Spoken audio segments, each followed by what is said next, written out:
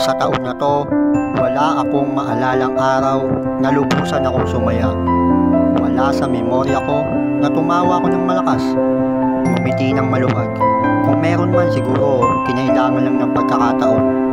Sa litrato o kaya sa kaarawan ko o tuwing may maririnig akong biro, ang totoo, laging may pag-aalala sa loob ko. Araw-araw, kailangan ko maging malakas. Bawat sandali, kailangan ko maging matatag. Mas kinailangan ng puso ko maging matibay kaysa maligaya. At sa pagiging matibay, naging manhid ang puso ko. Hindi na ako nakakaramdam ng buo. Palaging may depensa, may armas, na laging palaban. Kinailangan ko maging malakas sapagkat maraming beses din akong dinurog ng mundo. Araw-araw, kailangan may patunayan ako sa sarili ko. Kailangan tumaya, kailangan tumama, kailangan manalo sa digmaan. Hirap muna bago ginhawa, sakripisyo muna bago maging payapa. Araw-araw malabo, magulo. Sa taon na to, lagi na lang akong malakas. Sa susunod, susubukan ko namang sumaya. Tinuro sa akin ng taon na to ang tahimik na tapang.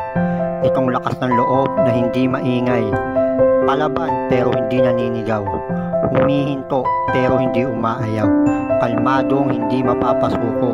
Na kahit anong suntok ng mundo, lumalaban lang sa paraang panatag at hindi magulo. Hindi sumusuntok pabalik. Hindi nananakit ng iba at ng sarili. Hindi na tulad ng dati na tumitindig hanggang maubos ang pag-ibig.